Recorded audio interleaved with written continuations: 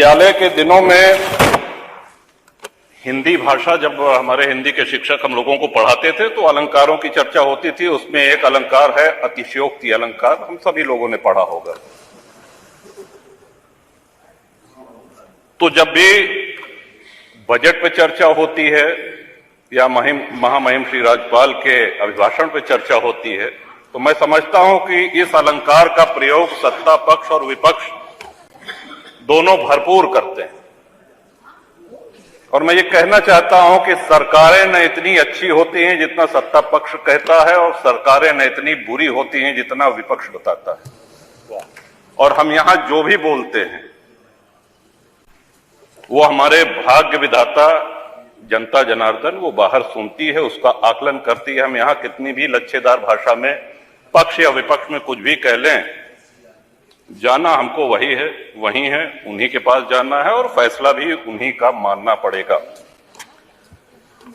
श्रीमान, सड़क, बिजली, पानी ये ऐसी चीजें हैं जो हम सभी के जीवन से जुड़ी हुई हैं। भारत गांवों का देश है, भारत की आत्मा गांवों में बसती है। हम सभी लोग इस उक्ति को, इस सिद्धांत को मानते हुए आए हैं। एक्सप्रेसवेज बन रहे हैं, एक्सप्रेसवेज बनने के नए नए कीर्तिमान स्थापित किए जा रहे हैं। अच्छी बात है, होने चाहिए। हर विकासशील देश में देखने में भी अच्छी लगती हैं, यात्रा का समय भी कम होता है। लेकिन कहीं ऐसा तो नहीं है कि एक्सप्रेसवे के चक्कर में हम गांव की सड़कों को भूल गए हैं। आज ग्रामीण सड़कों का जो हाल है, जो गड्ढे हैं, क्या ऐसा तो नहीं कि उस ओर हमारा ध्यान नहीं जा रहा है?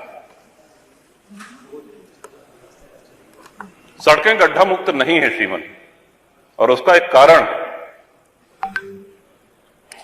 कि जिस क्षमता पे ग्रामीण सड़कें बनाई जाती हैं, कभी हुआ करता था कि ट्रक जो है उसमें 6 चक्के हुआ करते थे। ग्रामीण सड़कों की भार वहन क्षमता 9 टन से अधिक नहीं होती।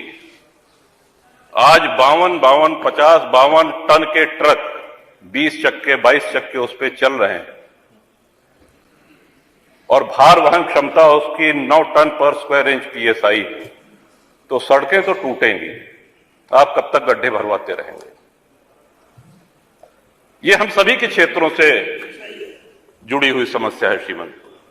तो या तो ऐसे 10-20 चक्के वाले जो ट्रक है, जो 15-20 चक्के वाले ट्रक है, इनको वर्जित कर दिया जाए। एक अधिकतम उसकी भार वहन सीमा निर्धारित कर दी जाए कि इससे अधिक भारी ट्रक ग्रामीण सड़कों पर नहीं चलेंगे, और या तो फिर ग्रामीण सड़कें उस मानक के अनुसार बनाई जाएं कि ट्रक गुजर जाने के बाद अगर साइकिल और मोटरसाइकिल से या सामान्य यात्री उस सड़क पे चल रहा है तो उसको भी गड्ढा मुक्त सड़क का अनुभव हो, आनंद मिले।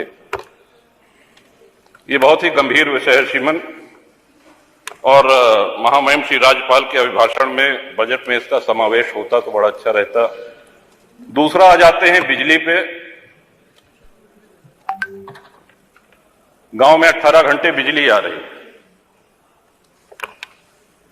जिला मुख्यालय पे भी आ रही, तहसील मुख्यालय पे भी आ रही। जितना आप लोगों ने बताया, हो सकता है 1-आधा घंटा उससे कम ज्यादा हो, लेकिन आ रही।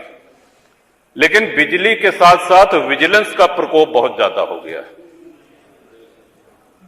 इस तरह के छापे पड़ रहे हैं लोगों के यहां। कई माननीय सदस्यों ने इसको सदन में कहा भी है।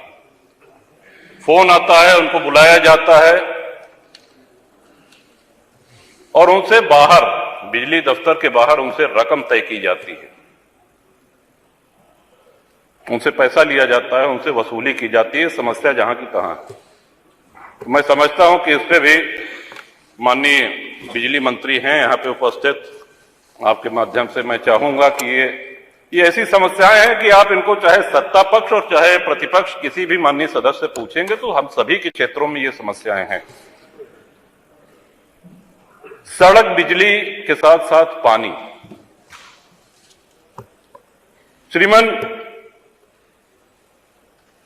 हर गांव में पानी की टंकी निर्माणाधीन है। जहां नहीं है वहां ये हो कि साहब जमीन चिन्हित की जा रही है, कुछ बन के तैयार हो गई हैं, कुछ बन रही हैं। बड़ा प्रचारित भी किया गया कि साहब अब हैंडपंप नहीं है, अब नल की टोंटी से आप सब लोगों को पानी पीने को मिलेगा। हम भी जानते हैं और यहां बैठे हुए सभी माननीय सदस्य भी इस बात से सहमत होंगे कि नल की टोंटी से गांव-गांव, घर-घर पानी नहीं पहुंचाया जा सकता, और अगर पहुंचाया भी जा सकता है तो कम से कम उसमें 10 वर्ष लग जाएंगे। अब हैंडपंपों की जो स्थिति है, इस बार हम सभी जानते हैं कि बारिश कम हुई है, सर्दी भी कम पड़ी है। आने वाला मौसम विभाग का पूर्वानुमान है कि भयंकर गर्मी पड़ेगी, पानी का स्टेटा नीचे जा रहा है और छोटे हैंडपंप पानी छोड़ना शुरू कर देंगे। विशेषकर जो सूखे क्षेत्र हैं उनको तो विशेष प्रकोप इसका झेलना पड़ता है। जो हैंडपंप हम लोगों को मिलते थे वो हैंडपंप मिलना बंद हो गए हैं, ये कह करके कि अब पानी की टंकी से ही आप लोग जलपान करिए, पानी पीजिए। जो इंडिया मार्क II हैंडपंप खराब हो गए हैं, ध्वस्त हो गए हैं, उनको रिबोर करने के लिए जो प्लान थे, कोई भी इंडिया मार्क का हैंडपंप रिबोर नहीं हो रहा है, और सभी माननीय सदस्य से सहमत होंगे साहब। तो आपके माध्यम से सरकार से मेरा अनुरोध है कि जब तक घर घर टोंटी का नल, पानी की टोंटी नहीं लग जाती है, तब तक ये सुनिश्चित कराएं कि India mark handpump, India II mark का हैंडपंप जो हम लोगों को मिलता था वो यथावत मिलता रहे। पानी की किल्लत और पानी की हाहाकार जो मचने वाली है आने वाले दिनों में, उसके पहले आपका ध्यान आकर्षण, इस माननीय सदन का ध्यान आकर्षण इधर कराना चाहता हूं। और ये बहुत ही जटिल समस्या आने वाले अप्रैल से शुरू होकर के मई, जून, जुलाई आदि महीने में होगी। इसके साथ ही श्रीमंत सदन का चलना, यह भी एक बड़ा महत्वपूर्ण विषय है, और ये हमारा बहुत बड़ा सौभाग्य है कि 30 वर्ष इस सदन में हो गए हैं और बहुत से महानुभावों के साथ काम करने का, उनके साथ यहां बैठने का अवसर मिला है। और हमसे भी बहुत वरिष्ठ यहां पे सदस्य जिनसे मैं सीखता हूं, आदरणीय खन्ना जी हैं, आदरणीय अवधेश जी हैं, रमापति शास्त्री जी हैं, माता प्रसाद पांडे जी हैं, तमाम ऐसे सदस्य। लेकिन क्या आपको ऐसा नहीं लगता कि भाषण का जो स्तर था उसमें बहुत गिरावट आई है? और उसका कारण यह है कि जब हाउस नहीं चलेगा, सदन नहीं चलेगा, तो नए माननीय सदस्यों को बोलने का अभ्यास नहीं रह जाएगा। जब भी ये बात आती है कि साहब सदन चलना चाहिए, क्योंकि ये स्पष्ट लिखा गया है कि वर्ष में अपरिहार्य स्थितियों को छोड़ करके 90 दिन सदन का संचालन आवश्यक है। लेकिन दुख इस बात का है, चाहे जो दल सत्ता में रहे, जब इसकी चर्चा होती तो बहस इस पे होने लगती है कि साहब आपके समय में 19 दिन चला था, मैंने 20 दिन चलाया, या आपके समय में 20 दिन चला तो मैंने 21 दिन चलाया, और चर्चा यहीं पे हो हल्ला होकर के समाप्त हो जाती है। ये रिकॉर्ड तो बताया जाता है कि सबसे कम किसने चलाया, दूसरे नंबर पे कौन था, ऐसा भी हुआ कि इतने दिन सदन चला, इतने दिन। क्या कभी हमने ये जानने का प्रयास किया कि जब हमारा देश आजाद हुआ था तो कितने दिन सदन चला था, या जब से ये सदन चलना शुरू हुआ है एक वर्ष में अधिक से अधिक सबसे ज्यादा किस वर्ष चला है, और क्यों ना उस रिकॉर्ड को हम लोग तोड़ें। सदन से बचना क्या चाहिए? सदन के माध्यम से ही तो हम लोग अपनी बात कहते हैं, सदन के माध्यम से ही जन समस्याओं का निराकरण होता है, उनका निवारण होता है, लोकतंत्र मजबूत होता है।